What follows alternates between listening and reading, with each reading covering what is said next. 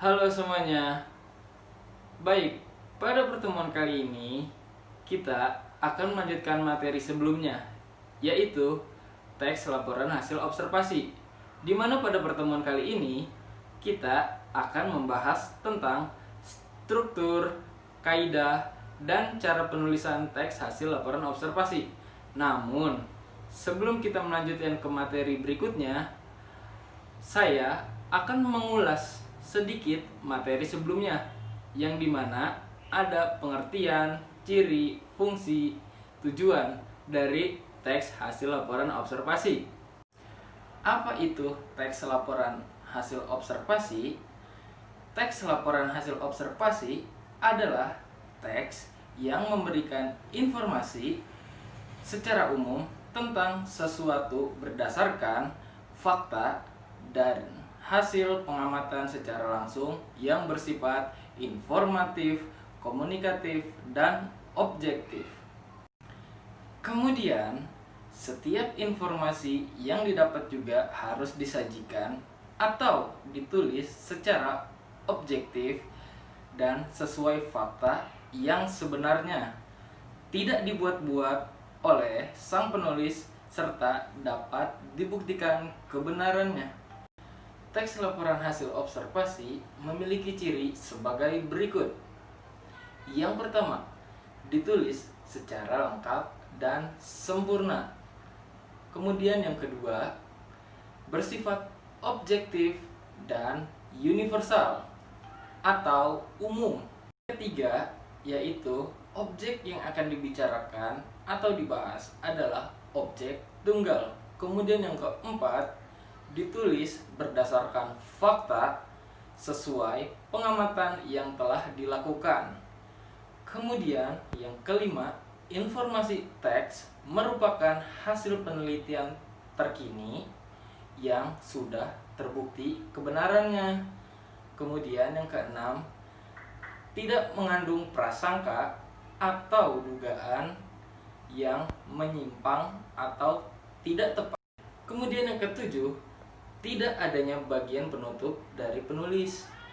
Penulis hanya melaporkan apa yang dilihat dan diketahuinya berdasarkan hasil analisis serta observasinya. Kemudian yang kedelapan, disajikan secara menarik, baik kata, bahasa, isinya berbobot maupun susunannya yang logis. Kemudian kesembilan, yaitu teks laporan hasil observasi menggambarkan sesuatu secara umum dan sesuai fakta tanpa adanya opini. Berikutnya ada tujuan teks laporan hasil observasi. Tujuan utamanya yaitu untuk memberikan informasi secara objektif dan fakta yang ada di lapangan sesuai hasil pengamatan yang didapat. Kemudian apa sih tujuan yang lainnya? Tujuan lainnya yaitu yang pertama, untuk penelitian. Yang kedua, memberikan informasi secara terbaru, terupdate atau terkini. Yang ketiga, untuk mengatasi suatu persoalan. Yang keempat, untuk menemukan teknik atau cara terbaru. Yang kelima, untuk mengambil keputusan yang lebih efektif. Yang keenam, untuk melakukan pengawasan dan perbaikan. Yang ketujuh, untuk mengetahui perkembangan suatu permasalahan. Itu fungsi teks laporan hasil observasi. Teks laporan hasil observasi memiliki fungsi atau manfaat bagi diri sendiri maupun orang lain. Fungsinya yaitu yang pertama, sebagai bahan penelitian. Yang kedua, sebagai sumber yang dapat dipercaya. Yang ketiga, sebagai laporan tugas dan kegiatan pengamatan. Yang keempat, sebagai dokumentasi. Kemudian yang kelima, sebagai ilmu pengetahuan. Yang keenam, menjelaskan dasar penyusunan kebijaksanaan, keputusan, dan atau pemecahan masalah dalam pengamatan. Struktur teks laporan hasil observasi. Pernyataan umum, yaitu pernyataan umum terdapat pembukaan berisi pembuka atau informasi secara umum hal yang akan disampaikan. Bagian ini berisi hal umum tentang objek yang akan dikaji, menjelaskan secara garis besar tentang objek tersebut. Kemudian yang kedua, deskripsi bagian, yaitu terdapat isi, rincian, pembahasan, dan penjelasan secara lebih detail atau lebih mendalam. Yang ketiga, ada deskripsi manfaat, yaitu berisi fungsi atau manfaat setiap objek yang diamati dalam kehidupan. Kaidah kebahasaan, teks laporan hasil observasi. Laporan hasil observasi sangat berkaitan dengan penelitian dan pengetahuan. Maka hal ini termasuk ke dalam jenis teks formal yang mengharuskan bahasa yang baku sesuai kaidah bahasa Indonesia yang baik dan benar, serta mudah dipahami.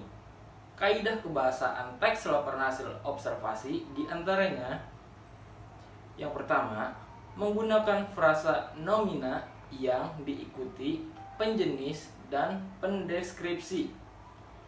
Nomina penjenis adalah kata benda yang menjelaskan jenis atau klasifikasi pengelompokan benda yang diikuti. Contohnya, hewan pemangsa, hutan jati, daerah gurun, buku biologi, lingkungan petani, dan lain-lain. Deskripsi adalah kata benda yang berperan mendeskripsikan atau menjelaskan atau menjabarkan mengenai benda yang dimaksud. Biasanya, nomina pendeskripsi dapat disisipi dengan kata seperti sangat atau terlalu dan kata pengawas seperti yang. Contoh, padang yang hijau, daerah yang basah, hewan sangat ganas, buku sangat bermanfaat, lingkungan, sawah, hutan lebat, dan lain-lain. Yang kedua, menggunakan verba relasional seperti ialah, merupakan, adalah, yaitu, digolongkan, termasuk, meliputi, terdiri, atas, disebut, dan lain-lain. Yang ketiga, menggunakan verba aktif alam. Hal ini menjelaskan perilaku seperti bertelur, membuat, hidup, makan, tidur, dan sebagainya. Yang keempat, menggunakan kata penghubung untuk menyatakan tambahan dan serta. Perbedaan berbeda dengan persamaan, sebagaimana, seperti halnya, demikian halnya, hal demikian sebagai hal yang sama. Pertentangan, sedangkan, tetapi, namun, melainkan, sementara itu, padahal, berbanding terbalik, pilihan, atau. Yang kelima, menggunakan kalimat simpleks dan kompleks. Yang keenam, penggunaan kalimat definisi dan kalimat deskripsi. Kemudian yang ketujuh, menggunakan kata keilmuan atau teknis seperti herbivora, degeneratif, osteoporosis, mutualisme, parasitisme, pembuluh vena, leukemia, sindrom, fobia, dan lain-lain. Langkah-langkah menyusun teks laporan hasil observasi. Untuk menyusun teks laporan hasil observasi, ada langkah-langkahnya, yaitu apa saja? Yang pertama, tentukan objek yang akan diamati. Kemudian, yang kedua, susunlah jadwal observasi yang akan kamu lakukan. Kemudian yang ketiga, lakukanlah observasi terhadap objek tersebut dengan menyiapkan pertanyaan atau poin-poin pengamatan terlebih dahulu sebelum melakukan hasil observasi. Kemudian yang keempat, catatlah hasil observasimu dengan memperhatikan ketepatan isi struktur, dan kaidah kebahasaannya. Bila memungkinkan, ambil foto dan videokan observasimu. Kemudian yang terakhir, yang kelima, meneliti kembali hasil penulisan teks. Jika ada kalimat janggal atau salah penulisan, segera perbaiki kembali.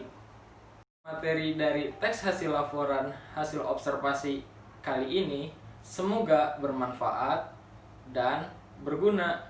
Semangat terus belajarnya. Terima kasih.